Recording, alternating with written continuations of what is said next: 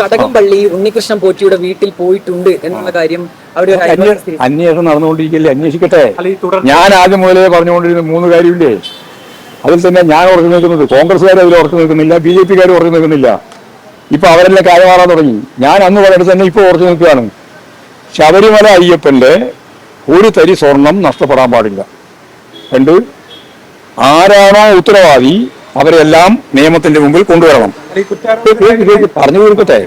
3-ാമത്തെ ഏഷ്യാനെറ്റ് ഇത്ര തിരക്കുണ്ടാക്കേണ്ട കാര്യം. 3-ാമത്തെ കാര്യം, അത് ആരാണോ ഉത്തരവാദി അവരെ ആരെയും സംരക്ഷിക്കില്ല.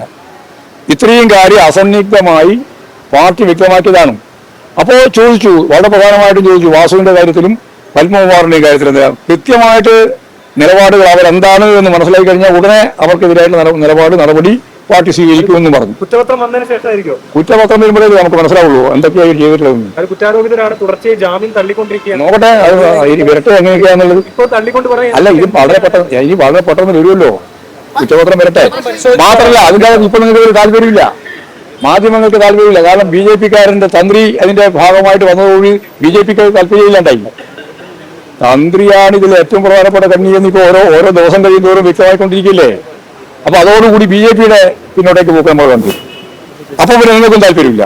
പിന്നെ കോൺഗ്രസ്സുകാരനെ സംബന്ധിച്ചിടത്തോളം മുമ്പ് തന്നെ സോണിയാഗാന്ധിയെ കാണാൻ 2 കള്ളന്മാരാ പോയെ. ഒരു വിഷമില്ല നിങ്ങൾക്ക് പറയുമ്പോൾ, നിങ്ങൾക്ക് മുഖത്തുണ്ടാവും നോക്കാൻ ഞാൻ അങ്ങനെ പറഞ്ഞത്. ഒന്ന് കർത്ത ഏറ്റവും പ്രധാനപ്പെട്ട പോറ്റി ഞങ്ങൾ പോറ്റി എന്നാണല്ലോ പറഞ്ഞത്, എല്ലാം നിങ്ങൾക്ക് വിട്ടായല്ലോ. പോറ്റിയെ കയറ്റിയ സഹാക്കളെന്ന് പറഞ്ഞല്ലേ പാട്ടുണ്ടാക്കിയത് അല്ലേ, പാരഡി ഉണ്ടാക്കി പാടിയല്ലോ കഴിഞ്ഞ ഇലക്ഷനിൽ. ഞങ്ങൾ അന്നും ഇന്നും പറഞ്ഞ ഓരോ കാര്യമാണ് അന്ന്. അപ്പോൾ എന്നിട്ടോ സ്വാഭാവികമായിട്ടും സോണിയാഗാന്ധിയെ കാണുന്നത് അത്ര എളുപ്പമല്ലല്ലോ. പണ്ട് കരുണാകരനെ പോലും കാണാൻ അനുവദിച്ചിട്ടില്ലല്ലോ. അങ്ങനെയുള്ള ഒരാളെ 2 പ്രധാനപ്പെട്ട കോൺഗ്രസ് നേതാക്കന്മാരും MP ഉൾപ്പെടെ ഇപ്പോഴത്തെ പ്രതിപക്ഷത്തിന്റെ UDF-ന്റെ ഭാഗമായിട്ട് നിൽക്കുന്ന കൺവീനർ ഉൾപ്പെടെ പോയി. ഈ രണ്ടാളും ആരെന്ന് മനസ്സിലായില്ല. ഒന്ന് പോറ്റി, അത് കട്ടത് കള്ള മുതൽ പങ്കുവെച്ച ഗോവർദ്ധനും, 2 കൂടി പോയി. ഒരിക്കലും കാണാൻ സാധ്യത ഇല്ലാത്ത ഒരാളെ 2 കോൺഗ്രസ് നേതാക്കന്മാരെ അപ്പുറം ഇപ്പുറം നിർത്തിയത് കണ്ടല്ലോ. കണ്ടത് എന്തിനാണ് എന്നുള്ളതിന് ഇതുവരെ ചോദ്യം ചോദിച്ചിട്ടില്ല. നിങ്ങളാരും ചോദിക്കുന്നില്ലല്ലോ.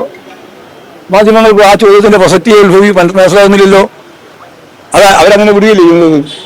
അവരത് വിട്ടു, അതോട് അവർ വിട്ടു, അവരെ ആ ചർച്ചയെ വിട്ടു. ഇപ്പൊ എങ്ങനെയാ എപ്പോഴും കണ്ടാലും ജോസ്യം പറയുന്നതിലാണ്ട് വേറെ വർത്താനമില്ല, ചർച്ചയുമില്ല, വൈകുന്നേരം ഇരുന്നിട്ടില്ല, ആക്രമണവും ഇല്ല. അത് കാരണം എന്താണെന്ന് എനിക്ക് നന്നായിട്ട് മനസ്സിലായിട്ടുണ്ട്. കാരണം നിങ്ങൾ ആരെയാണോ പ്രദാനം ചെയ്യുന്നത് അവരെല്ലാം തന്നെ ഇതിന്റെ ഭാഗമാകുന്നു. ഇപ്പൊ കൊടിമരവും കൂടി വന്നതോടി പിന്നെന്താ ഒരു പുതിയ ഒന്നും തോന്നില്ലേ. കൊടിമരത്തിന്റെ മേലെ ഉണ്ടായിരുന്ന വാജി വാഹനം എത്ര കിലോ ആണ് സ്വർണ്ണം ഉൾപ്പെടെ?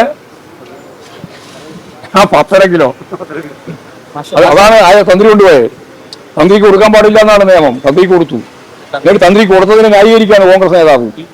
അപ്പോൾ ഇതെല്ലാം പുറത്തു വരട്ടെ. ഞങ്ങളെ സംബന്ധിച്ചിടത്തോളം ഒരു സംശയമില്ല, ഇതിന്റെ എല്ലാം പിന്നിലുള്ള മുഴുവൻ എണ്ണത്തിലെയും ആരും എന്നുള്ള നോക്കണ്ട. ഞങ്ങളിതിനകത്ത് രാഷ്ട്രീയവും കാണുന്നില്ല. ആരായാലും അവരെല്ലാം പുറത്തു കൊണ്ടുവരണം. പുറത്തു കൊണ്ടുവന്ന ഒന്നിനെയും ഗവൺമെന്റും അതുപോലെ പാർട്ടിയും